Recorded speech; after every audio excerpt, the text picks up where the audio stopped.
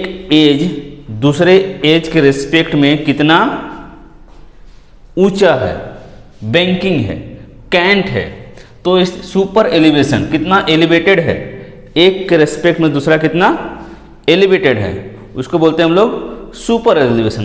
तो रोड में जब भी हम लोग का कोई टर्निंग आता है,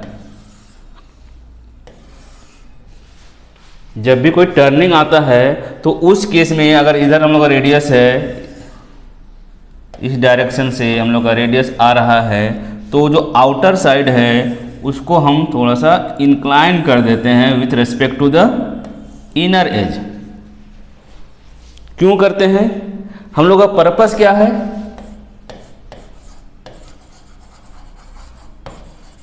टू काउंटर, किसको काउंटर करने के लिए? To counter act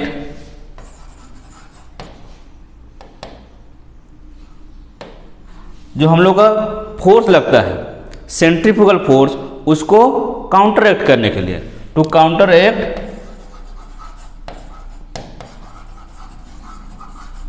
centrifugal force.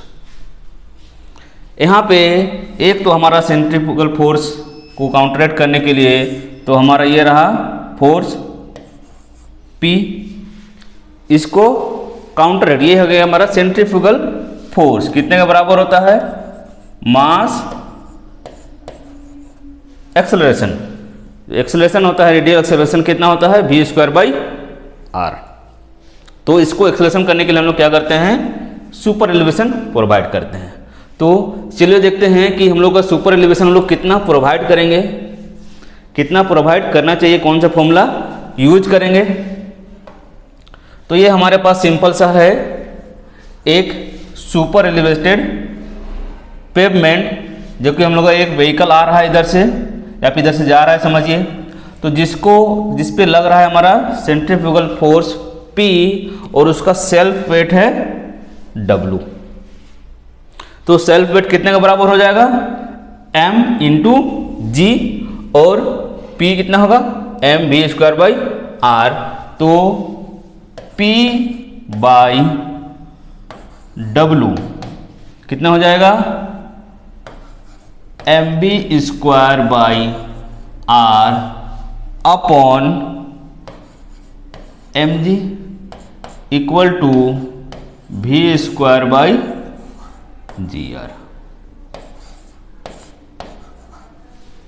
v²/gr, इस पे इंक्लिनेशन है हमारा नॉर्मल से थीटा,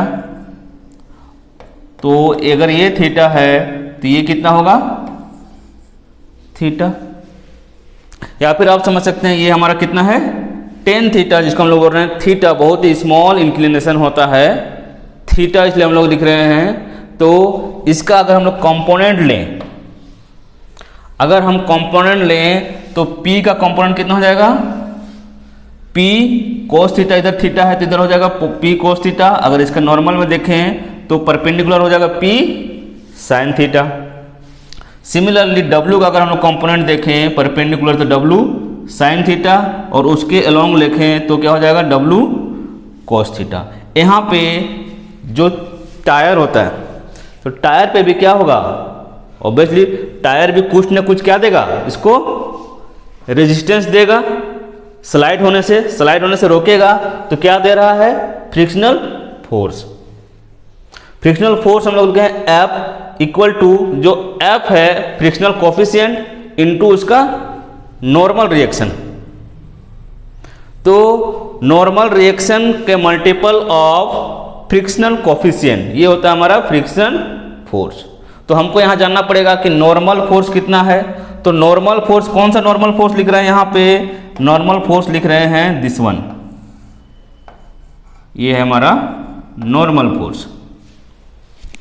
तो नॉर्मल फोर्स अगर देखें तो नॉर्मल फोर्स इक्वल टू, अगर हम लोग पेवमेंट के परपेंडिकुलर फोर्स इक्विलिब्रियम करें तो N equal to P sin theta plus W cos theta. होगा। तो इसका मतलब frictional force F equal to कितना होगा, F N equal to F P sine theta plus W cos theta. यहाँ तक समझ में आ गया? विजिबल है ये, इस मार्जिन तक विजिबल है, राइट, एकदम को परफेक्ट है। तो ये हो गया मेरा फ्रिक्शनल फोर्स। अब यहाँ पे इक्विलिब्रियम करने की कोशिश करते हैं अलोंग द पेवमेंट, या फिर बोलेंगे ट्रांसवर्स डायरेक्शन पे। इस डायरेक्शन पे हम लोग इक्विलिब्रियम करने की कोशिश करते हैं जी। तो इक्विलिब्रियम करेंगे तो क्या हो जाएगा, इस डायरेक्शन में हम लोग लिखते हैं सबसे पहले P कोस थीटा, तभी ना बैलेंस रहेगा। हमको क्या करना है, फोर्स इक्विलिब्रियम करना है, summation will be zero. Summation equal zero क्यों करेंगे भाई, तब भी न जाके स्टेबल होगा, अदरवाइज न्यूटन्स लॉ लग जाएगा। जहाँ पे फोर्स लगेगा, अगर नेट फोर्स अगर जीरो नहीं होगा, कुछ न कुछ अगर कांस्टेंट वैल्यू आएगा तो क्या होगा, वहाँ पे एक्सेलरेशन होगा, फिर स्लाइडिंग शुरू हो जाएगा। इस चलते हम लोग इस डायरेक्शन पे फोर्स, एक हमारा ये डायरेक्शन हो गया नॉर्मल डायरेक्शन जिसमें हम लोग एन निकाल लिए। अब इस करते हैं इस डायरेक्शन पे, तो इस डायरेक्शन पे क्या हो जाएगा, P कोस थीटा, एक इधर हो गया, इधर कोई कंपोनेंट आ रहा है क्या, लेफ्ट की तरफ P कोस थीटा और कोई कंपोनेंट है नहीं है। राइट की ओर जाने वाला इक्वल टू अगर हम कर दें, राइट के जाने वाला कौन कौन है, W साइन थीटा प्लस क्या है, फ्रिक्शनल फोर्स जिसको हम लिखेंगे F, तो F small f P sine theta plus W cos theta. आ गया समझ में इतना? तो अब यहाँ पे तोड़ने की कोशिश करेंगे, जो थीटा है इसको हम लोग चेंज करने की कोशिश करेंगे। तो P को एक तरफ ले आते हैं, P को एक तरफ ले आएंगे तो क्या हो जाएगा, P cos theta minus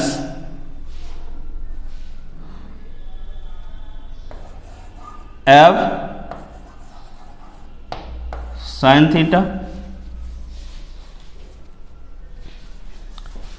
equal to W common ले लेते हैं, तो W साइन थीटा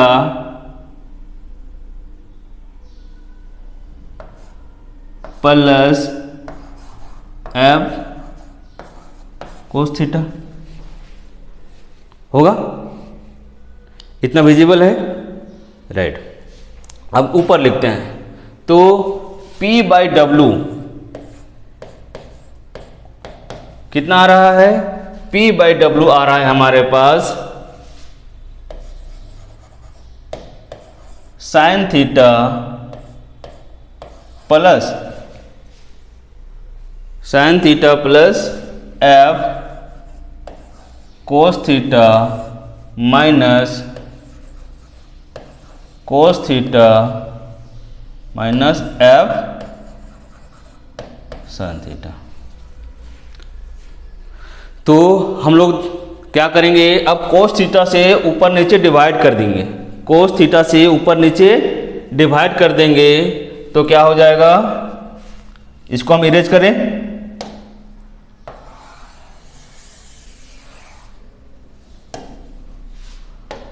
तो हमारे पास क्या है, टेन थीटा आ जाएगा। अगर हम लोग ऊपर नीचे कोस थीटा से अगर डिवाइड करें तो टेन थीटा प्लस, सॉरी ऊपर नीचे कोस थीटा से डिवाइड करेंगे तो आ जाएगा यहाँ पे 1 minus F into tan theta,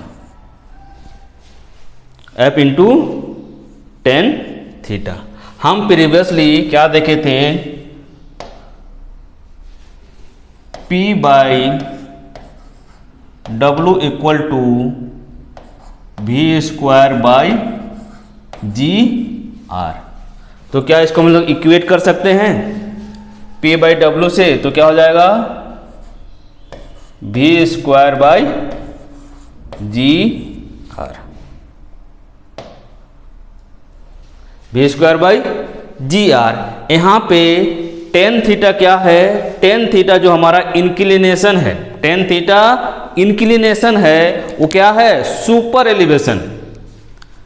horizontal के रेस्पेक्ट में कितना वर्टिकल है, हॉरिजॉन्टल के रेस्पेक्ट में कितना वर्टिकल है, जो कि क्या बता रहा है, टेन थीटा बता रहा है। तो टेन थीटा हमारे पास क्या है, E equal to tan theta. हम लोग सुपर एलिवेशन को रिप्रेजेंट करते हैं स्मॉल ई से, स्मॉल ई से। तो यहाँ पे हम लोग लिख सकते हैं E plus F1 minus F into E, V square by G are.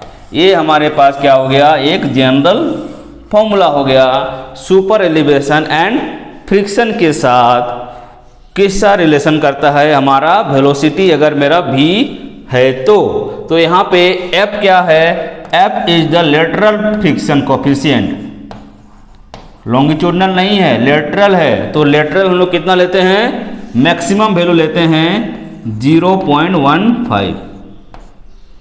आपके पास अगर बुक्स में क्वेश्चंस में 0.13 है तो हम लोग 0.13 लेकर ही बनाएंगे, लेकिन मैक्सिमम वैल्यू 0. अगर मेरा कैलकुलेशन में अगर फ्रिक्शन निकालने आता है और फ्रिक्शन आ रहा है हमारा 0.16, तो हम 0.16 नहीं ले सकते हैं, 0.15 ही हमारा प्रोविजन है IRC के हिसाब से। 0.15 हम लोग मैक्सिमम फ्रिक्शन कोफिशिएंट लेंगे लेटरल डायरेक्शन में। तो E का वैल्यू डिफाइंड है हमारे पास, E का मैक्सिमम वैल्यू डिफाइंड है कि कितना वैल्यू लेंगे। तो यहाँ पे F हमारा 0.15 है, E हम लोग लेते हैं, अभी देखते हैं कि E हम लोग कितना लेते हैं। इसको हम इरेज करें,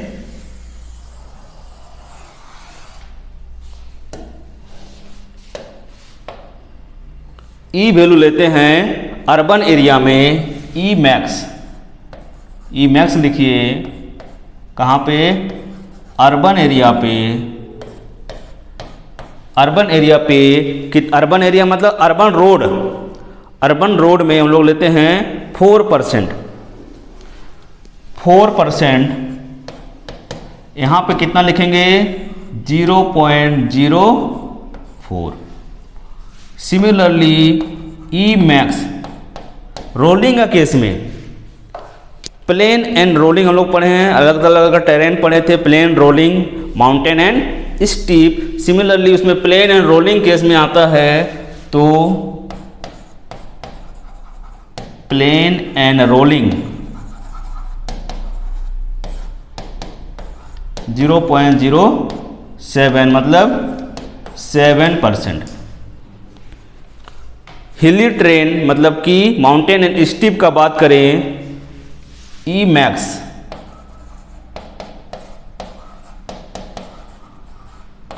ऑब्वियसली बात है कि हिली एरिया है तो उसमें ऑलरेडी मेरा क्या है, सुपर एलिवेटेड है, तो उसमें हम लोग परमिट करते हैं 0.10 मतलब 10%, मीन्स 10% हम लोग उस पर परमिट करते हैं। तो यहाँ पे देख रहे हैं मेरा मैक्सिमम वैल्यू कितना आ रहा है 0.10, और इसको मल्टीप्लाई कर दिए 0.15 से, तो बहुत स्मॉल वैल्यू देगा। तो हम इसको इग्नोर कर सकते हैं, इसको क्या इग्नोर कर सकते हैं हम लोग, बहुत ही छोटा वैल्यू देगा तो हम लोग इसको इग्नोर कर सकते हैं, 0 ले सकते हैं। तो मेरे पास रिजल्ट क्या निकल करके आएगा, v²/GR